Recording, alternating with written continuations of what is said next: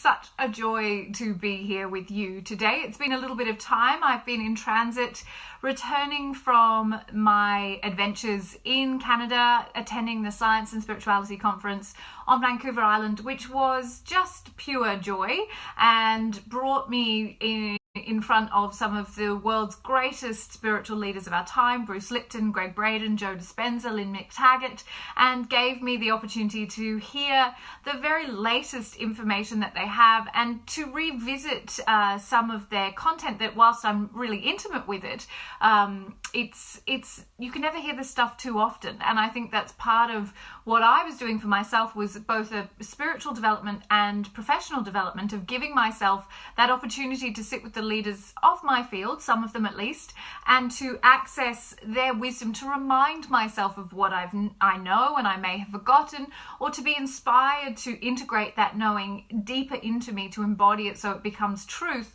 and not just an idea. And so lots and lots of beautiful takeaways. I've shared some of them in I'm Spiritually Fierce and some of them on this page.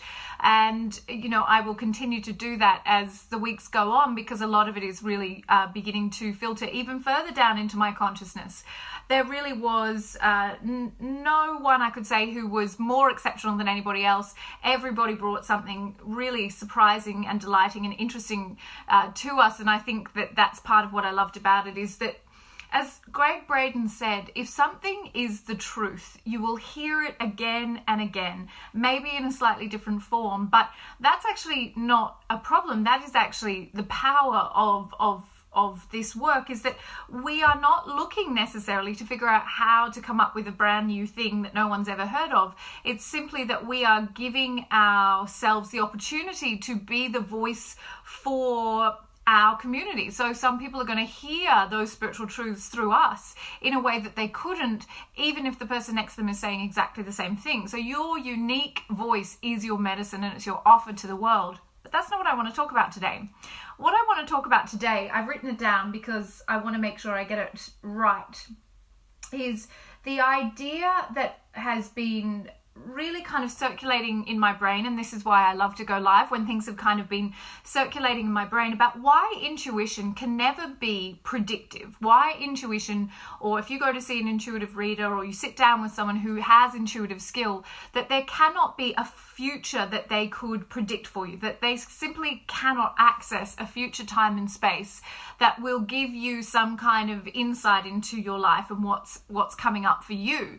And I was reminded of this truth, and I love, this is one of the things of revisiting this content. I was sharing with my 5-year-old this morning a video from Dr. Quantum, which is a cartoon about the double slit experiment. And as we were watching it together, he kept looking at me and he's going, "Mom, this is so cool." And I thought, yeah, this is really so cool. And what I guess got me most excited, that I do know, but I feel like I want to keep talking about it because it should become common knowledge for all of us. And if it isn't, we're going to be continuing to give away our power, is that the act of observation changes the behavior of matter, or the wave. So there is nothing that is fixed. So there are no watchers in the quantum field. And what does this mean for us? How does this relate to the idea that there's no capacity for an intuitive to ever be a fortune teller in your life? No matter how much you would like to give your power away to someone else who can tell you that the way your life is meant to play out, it is simply not possible. And that is because the act of observation changes the behavior of the wave. So if we look at the double slit experiment, which I don't want to go into too much detail today, the idea is that when scientists tried to observe which of the two slits that the particle traveled through, they simply could not discern. And I know that my science here is going to let me down a little bit, but what happened is the particle became the wave, and it took every possible path between point A and point B that was available to it, and I think that is just such an incredible thing for us to begin to understand, because even though we're looking at the subatomic level here, when we zoom out and look at our lives and look at the interaction of ourselves in the world, these quantum physics truths remain true. In other words, we're able to understand that if we place our consciousness, if we observe our life with any particular viewpoint, we change the contents of our life. Now, we don't necessarily change the matter, the solid physical reality, but we change our belief about it, we change our perception about it, and that shift in perception does then have the ripple effect of changing the way that matter behaves. So the first act is to change your mind about what you're observing in your life, and then ultimately, because matter is more dense than energy, we are able to see that matter. Someone trying to call me.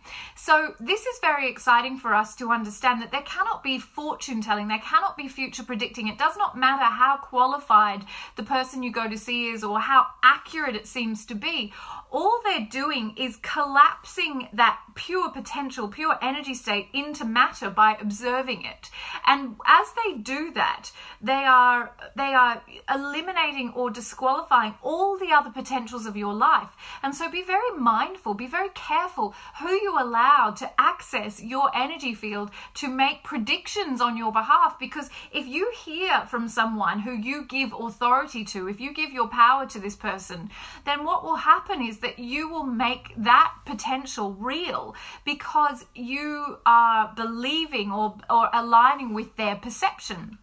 There is every possibility available. The particle will take every possibility between point A and point B on its path, and that is the same for us. So what determines which path we end up taking is the quality of our perception. If we see a world that is working on our behalf, if we see a world and see the events of our life as friendly allies, if we see even the difficult and challenging things of our life as things that are supporting us, then we are able to change the nature of our experience and bring more like attracts like. This is the law of correspondence, the second immutable law, towards us. Now, it begins with our belief and then it alters matter, but it is that active observation that changes the nature of...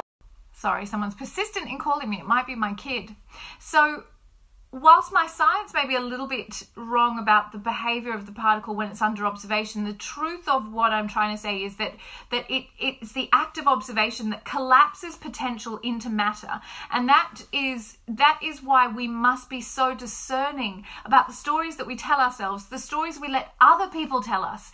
And especially if you go and put your power into the hands of an intuitive reader or a psychic, that you are actually collapsing the potential of your life. You are actually reducing the possibilities of your life, and you're actually making it you're actually making things that were just existing as a potential in the field, and you're turning them into solid matter. And then because you've said that person has more authority than I do, you line up with their perception of your reality and you say, oh well, it was just the way it was going to happen, this is what the future held for me. There is no future. Everything exists in a place of pure potential, in a state of pure energy, until we place our attention upon it. And wherever we place our attention, we collapse into matter. So whatever you want more of, place your attention there. When you look through the lens of lack, you will receive more lack. Now, this is not law of attraction. This is not, some kind of wishy-washy idea. This is actually just the way that particles behave under observation. And we move from that pure wave state where everything is possible, and we see that pattern of every single possibility existing in that state of pure potential, versus where we place our attention, we collapse that possibility down. So be discerning about who you let into the future storytelling of your life, and be discerning about the storytelling that you are telling of your own life. What are the stories of the vision of your life that you want to bring into being? And are you telling those stories in a way that is making it possible for that reality to come into being? Everything exists in the state of pure potential. This is very much the key of what I want you to hear right now. So don't collapse those potentials by repeating stories that come from a history that you no longer want to be part of, and instead build your future reality with the stories which condense, pure potentiality into matter, in a way that is constructive and delights and excites you. So you are crafting your reality. And if you give your power away to someone who says, I can see your future, I can tell you which person you're supposed to marry, I can tell you where you're supposed to live, I can tell you what the best path for you is, then you are eliminating all of these potential possibilities and you're lining up with someone else's vision of your life. And I just don't think that's okay. I absolutely don't think that it's ethical, and I don't think that we should be giving ourselves that out. Don't give yourself an out from your own life. Joe Dispenza said to us in Canada last week, the most powerful way to predict your future is to create it. And I wish very much for us to change the conversation about intuition so that we are not thinking of it as a fortune-telling, future prediction kind of thing. Yes, intuition is pre-cognitive. Yes, it can know before the mind can know. But that doesn't mean that and I'm not going to break that down right now, but that is the truth of intuition. It's precognitive. It knows that the heart brain, where the intuitive impulse begins, because it's connected to the quantum field, is able to discern prior to the cranial brain. So I said I wouldn't break that down, but then I just did, yeah? So we are aware that we are able to get precognitive information, but that's different to there existing a fully formed future life event for you that is going to, be predictable. Nothing is predictable about your future unless you are running the program of your past. So says Joe Dispenza. If you want to predict your future in a negative way, keep running the subconscious program of your past without leaving space for new energy to come into your life. So it's very important that we don't collapse ourselves into someone else's authority, and we maintain our own authority. And that if you go to see someone who calls themselves an intuitive or a psychic, that you do not stray into the domain of future fortune-telling predictions, because every possibility exists. And all that happens if you let them tell you the story of your future is you're collapsing all of the potentials.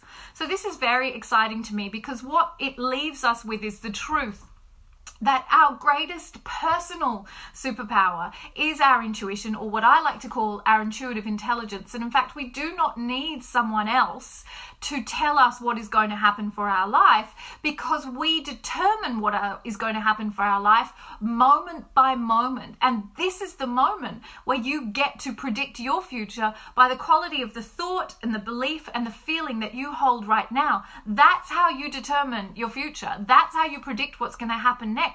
So you can't sit in a pile of low self-esteem and self-pity and imagine that somehow some miraculous, future reality is going to drop into your lap, because you'd be breaking the law.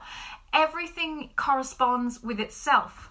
The really beautiful thing about this is that whilst we have this free will to determine our life, we are also divinely fated. We all have one fate, and that fate is to know ourselves as God. That fate is to align with our unlimited self. That is what we are all here to do. It's just the way it is. But we do get the free will to determine the quality of that life experience and what that life experience will look like, and we determine that by our feeling state. The predictor of our success, the predictor of our failure is the feeling state, the thought that engenders the feeling that determines or builds the future. This is simply because the infinite is impartial to the tiniest degree and will simply bow down before you and bring you whatever you request. The very beautiful thing about this is that because our divinely fated path is to remember that we are infinite, unlimited consciousness, whatever conditions you construct in your reality with your free will, the infinite or God can use for the purposes of awakening you. That's why some people's lives is a constant series of catastrophic events to bring them into a higher order, to bring them closer to their God experience. But that's not the way it has to be. And in fact, to bring up what Joe Dispenza said to us last week in Canada, is that the paradigm of the dark night of the soul to awaken is an old paradigm, and it no longer needs to occur. And in fact, what he teaches people before and above anything else is to become the consciousness engineers of their future, to actually predict their future by building their future. And that requires that we do not have to go into these devastating dark night of the soul experiences in order to activate the next step of our awakening. So this is all incredibly exciting, and it hopefully explains a little bit more why it's so important that we don't go to people who believe that they can tell us what our future holds, because it simply means they do not understand the science. They simply are tuning into one of the infinite potentials of your life. And the unfortunate thing is, as they do that, they collapse all the other potentials for your life. And I would not give anybody that power. What we can do is seek out those people who are going to help us to clear the blocks, the subconscious fear blocks that stop us from knowing our own intuitive wisdom in any moment. And that is the only work that an intuitive should do for you, or a healer of any kind should do for you, is to remove those blocks with you and for you, so that you may go forward as the guru of your own life, and that you have that divine infinite communion with all that is always trying to tell you the answers to your life. I know the most easeful, most joyful way for you to remember that you are God, and it's our fear that shuts us off from that voice. But that voice never stops talking, and it's entirely impartial, and it loves you unconditionally, and it will bring you exactly what you request, regardless of how shit your request is. So I encourage you to become a predictor of your future reality, rather than imagining that it's written down in a book somewhere and that you can go and access it. And on that vein, the best way to do that is to know that you can't make a wrong choice. You literally cannot make a wrong choice if the choice you make is for love. Because it doesn't matter if you feel this overwhelming impulse to go and open a restaurant, and then the restaurant fails and it all turns to shit and you wonder why it all happened, but you come out the other side of it and then suddenly you get the job of your dreams and your life gets transformed. If you have chosen a path based on love, the universe will reroute you back to that highest possibility for your life as quickly as possible. Anytime you make a choice for fear, the universe will simply have to work with the shit that you give it. So it will work to awaken you regardless of what you give it. It can work with whatever you give it. But if you give it shit, you will have a shit reality on your path back to remembering your God. And then you'll get there at the end, but you'll be like, oh my God, I'm really exhausted. Or you can arrive glorious, dripping in gold, abundant, joyful, having changed the world for the better on your path of sacred service.